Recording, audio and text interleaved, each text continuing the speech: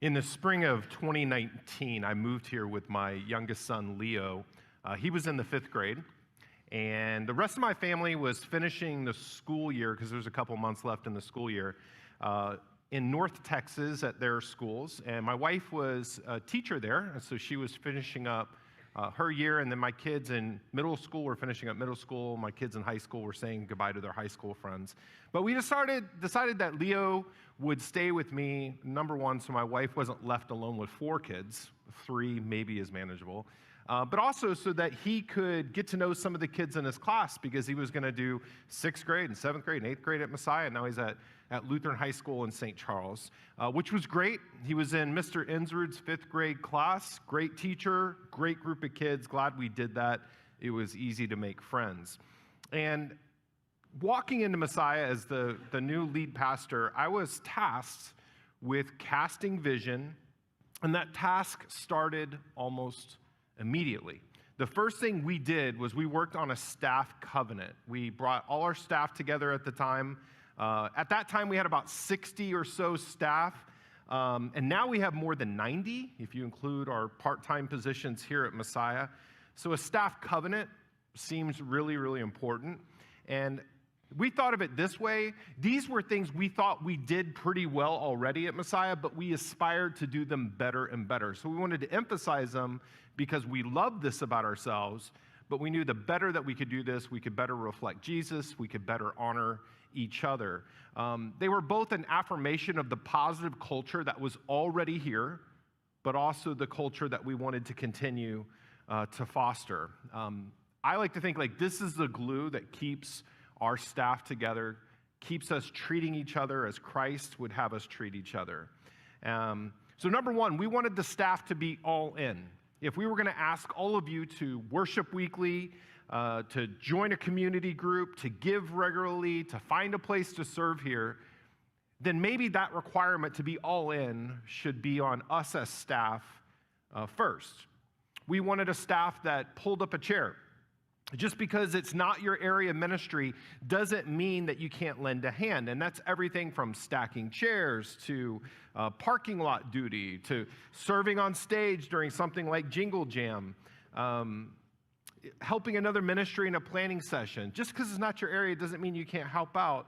And so we wanted to know, how can we help out each other so each area of ministry is able to do its best? Number 3, we wanted to make it better. We aren't perfect. Our ministry is not going to be perfect, but everything we do does have the opportunity to glorify Jesus, and that's why we do what we do. We want to be able to point to Jesus better and better. So how can we find ways to improve things just a little bit, at least every single year? How can we make an event go smoother? How can we plan for an event to be bigger? How can we make it better? Number 4, we wanted a staff that worked well and rested well, because a burned out, miserable ministry staff is not a proper reflection of a healthy church. You don't need pastors up here who are complaining about our work life or anything like that. You need people who are healthy so they can help other people. And we believe that Jesus found time to retreat when he needed retreat. He would go away for private prayer. Even though there was a crowd that wanted more time with him, Jesus knew his limits. And so Jesus, as a human, God's Son sent into the world as a human, knew he had to take care of his human side. Jesus found time to visit with his best friends. He would retreat to Bethany without the disciples. He'd go see Mary and Martha and Lazarus. Those seems to be Jesus' best friends outside of his work friends like Peter, James, and John. Jesus took time to take a nap in a boat. He probably knew there was a storm coming. The disciples figured out that a storm was coming, but Jesus knew he still needed to rest. And if Jesus needed time away, if Jesus needed time to rest, then how much more for the rest of us? And then number 5, we wanted a staff that whistled while we worked, like Snow White and the 7 Dwarves. We had a lot of work to do, and a lot of it is hard work, but it doesn't mean that we can't have fun while we do it. We wanted Messiah to be the best place to work, the best place to raise your family, and that's our staff covenant, and that's what we've been working to live out over the last 5.5 years, because we knew that a staff that was willing to work like that would be very, very key to finding our vision. Now, before an organization can discover its vision, it has to first know its mission and its values. And Messiah already had a printed mission statement. Our mission statement is, we are here to connect people to Jesus, which should be the mission statement of every church. Because if a church isn't there to connect people to Jesus, then it's not a Christian church. Now, you can say that in different ways. It's not like our verbiage is the perfect verbiage. You can word it differently. Like, we could have said, our church is here to know Jesus and to make Jesus known. Or, we're here to love God, love people, make disciples. Or, we exist to make heaven more crowded. I like that one. You can say it in different ways, but the mission statement is what we're here to do, and we are here, Messiah exists, to connect people to Jesus. So we knew we had our mission statement, but we needed to spend the next 12 months after that thinking through our values. Like, what's important around here? And so our leaders and our staff, we spent about a year trying to answer that question. And in the fall of 2020, Chuck and I taught for the first time on our values. And the series was called This Is Us. And we laid out 5 values that we thought reflected the people and the vibe of Messiah, the things that made us unique. We are a Lutheran church, but we are certainly a uniquely Lutheran church, and this is why. We are a church, number one, where found people find people, where saved people serve people, where faith and real life intersect, where life is better connected, and where the faith of the next generation matters now. We think these values make us unique. They make us uniquely Lutheran. Every church has found people in it. But how many churches really make a concerted effort to find other people? Or how many churches push their saved people to serve other people, not just themselves? Every church teaches theology, but how many of them show you how faith and real life intersect? That faith is not just a category of life that's relegated to Sunday mornings.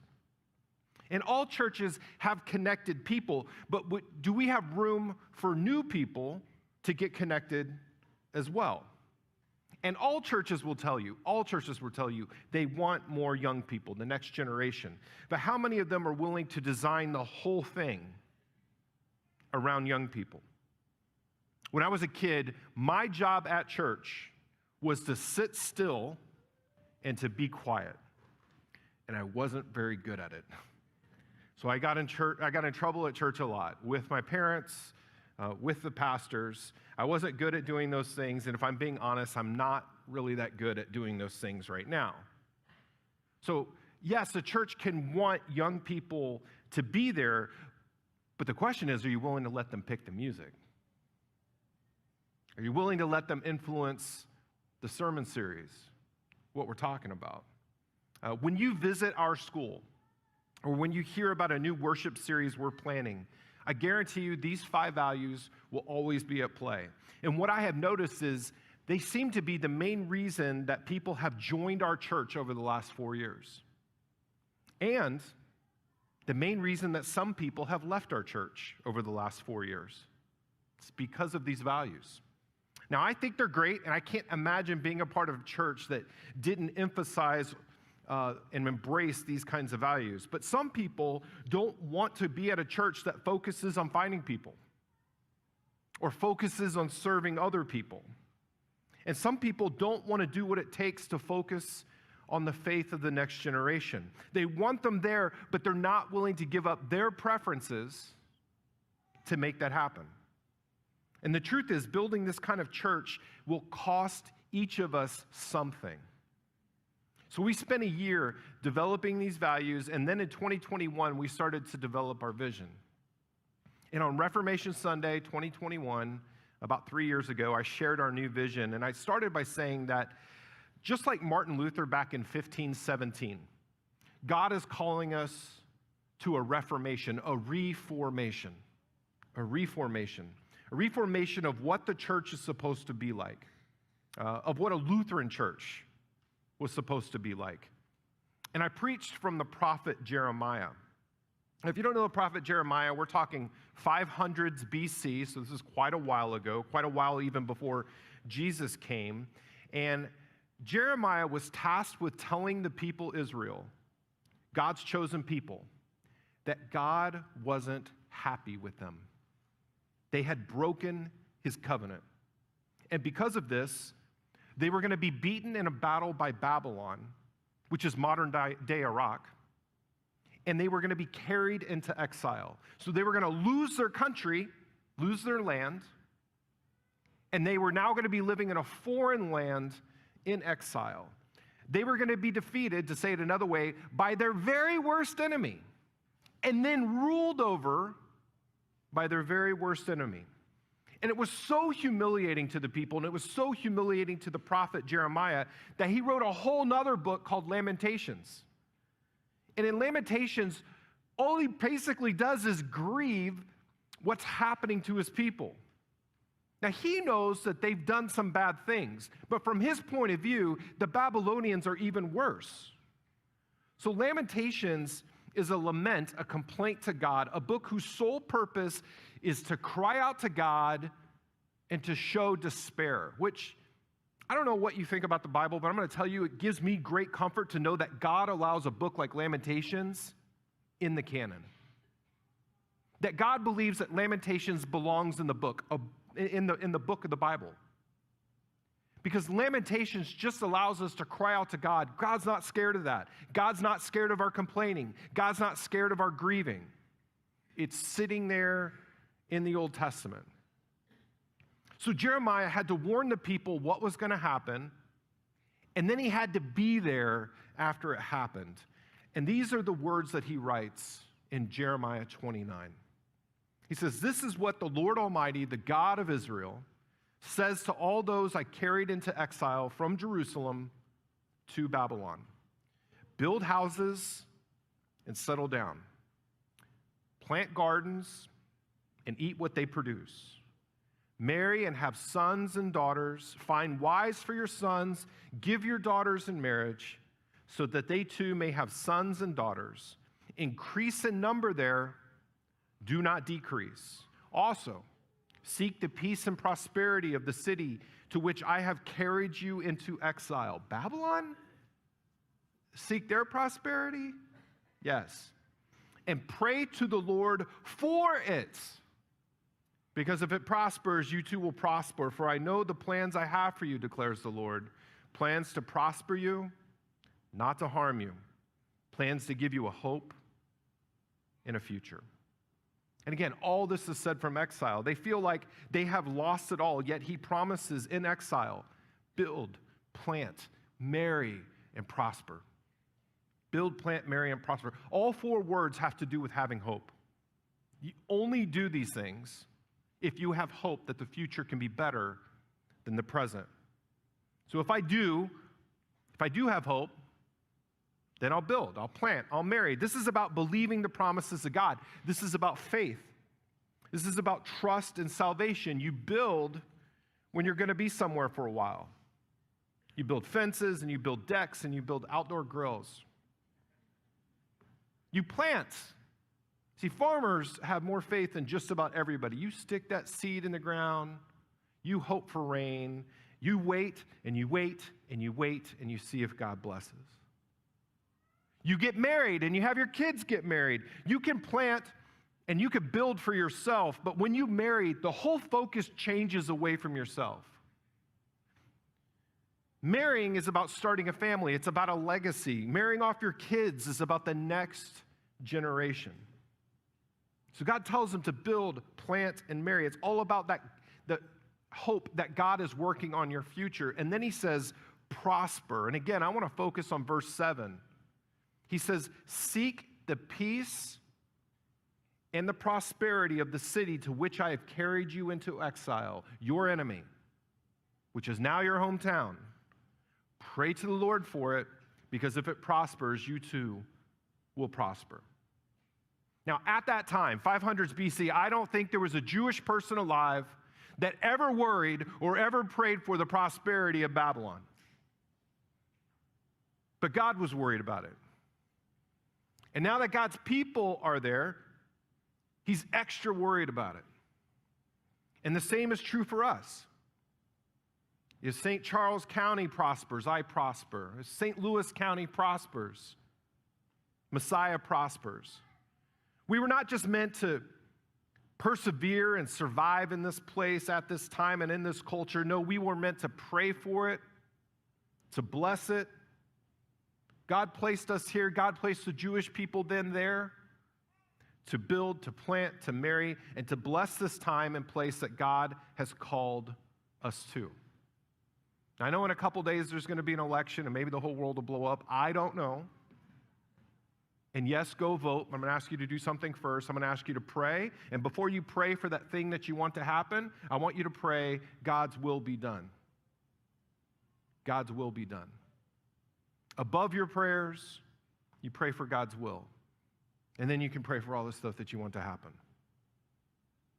Because we're to be for it, our country, our city, our neighborhood.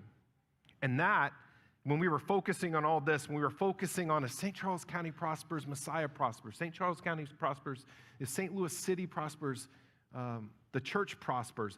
That is actually when we discovered our vision, and it was this particular vision that we've been talking about here for the last several years. For too long, the church has been known for what it's against. We want to be known for what we're for. We are for St. Charles, and that includes the counties around us. Because if God is for people, then we should be for people too. We're not for everything that they're into. We're not for everything that they believe, but we're for them. Now, sometimes as a Christian, we can feel like Jeremiah. We're lamenting over what we've lost. We get down because it doesn't seem like our faith, or it doesn't seem like the church is important anymore. It can seem like the whole culture has turned against us. But if you think back to the early church, did they have it any easier? Is our persecution any stronger today? Absolutely not. And despite the persecution, and despite the fact that nobody was on board, it only took 200 years for the early church to grow from about 25,000 believers during the time of the New Testament. It took about 200 years for them to grow from 25,000 believers to 20 million believers. And they had no seminaries to train pastors. They had no professors. They largely had almost no church buildings. They just met in homes. They had no full Testament, New Testament canon. Nobody had a book with all the different books in it yet. Not together. They had no creeds. And the whole time they're under persecution. 200 years to grow from 25,000 to 20 million. So how did they do it? What's the secret sauce? Acts chapter 2 says that they lived out the Jesus way, that they kept his church on mission. And it started on Pentecost. Now, Pentecost was 49 days after the crucifixion, after the Passover. The Jewish holiday was called the Feast of Weeks because it is a week's worth of weeks, or 49 days from the Passover. In Greek, it's called Pentecost, which is a word that means 50. And the book of Acts tells us that the Holy Spirit came down upon them, and then Peter was moved to preach. And he preached that Jesus had died for the sins of the world, and that he rose from the dead, and that he had ushered in everlasting life, and that this was a gift to all who would believe. And it says there were 3,000 people in the crowd, and they believed, and they wanted to be baptized. And then the question was, where would they find enough water to baptize 3,000 people? Well, just outside the southern walls of Jerusalem, there were mikvahs, or ritual washing pools, so that people could be cleansed before they came into the temple. You had to wash yourself, ritually cleanse yourself before you would walk into the temple. And it's likely that This is probably the only place where this could have happened. I imagine 120 followers baptizing 3,000 people. That'd be 25 baptisms each that day. In the water, out of the water, in the water, out of the water. 3,000 times after one message from Peter that everyone who calls on the name of the Lord will be saved. It says that the people were cut to the heart because they had crucified the Messiah. And then Peter says these words in verse 39. He says, this promise is for you and for your children and for all who are far off, for all whom the Lord our God will call. All they did was believe. All they did was start to live out this simple message. The gospel is for you, and it's for your children, the next generation, and it's even for those who are far off, those who are far from God. It's for them too. Just believe it, live it out, and watch God save people. You know, at Jesus' temptation, one of the places that Satan takes him is to the top of the temple in Jerusalem. And he's looking over the Mount of Olives. And Satan is tempting Jesus to jump off. Jump off. The angels will swoop in and they're going to rescue you. And then everybody will know you are important. And I can give you power. And then we can end this war that's going on between us, Jesus. We can just end this war. Put on a spectacle. Maybe Judas will see it. And Judas won't be moved to betray you or anything like that. You can avoid the cross. We can avoid this war. Let's avoid the blood, the pain, the embarrassment. You can avoid that experience at the Mount of Olives. Do you see it over there? You know what's going to happen there? One of your best friends is going to betray you with a kiss. If Judas could just see this spectacle, you would never have to face the crucifixion. But Jesus doesn't sell out his mission for what's convenient at the moment. Because also from the top of the temple in Jerusalem, Jesus could see the Mount of Olives, but he could also see those mikvahs, those ritual baths for washing. And if he looked at them, and if he thought past his temptation and the crucifixion, past his tomb in the garden, he could get to Pentecost. It's as if he knew what was going to happen. One after another, people will line up in the water and out of the water, in the water and out of the water, 120 followers, each baptizing 25 people, 3,000 people in that moment being saved. And I think to myself, do you think that made Jesus brave for the mission God was calling him into? Do you think that made Jesus proud of his followers who would step up after his resurrection? Don't you think that gave him strength to resist the temptation that Satan was throwing at him? Don't you think that's what the church is supposed to be for? I do. And I think that's who Messiah is being called by God to be. This is where faith and real life intersect. This is where heaven meets earth. You know, faith and real life intersect always makes the symbol of the cross. Faith can't be relegated to one day a week because this is about real people dealing with real problems who need a real interaction with the divine to heal them. What if God is already at work in your workplace and he's just inviting you to join him? Or kids, what if God is already working on someone's heart in your school and he's just waiting on you to notice them and to care about them?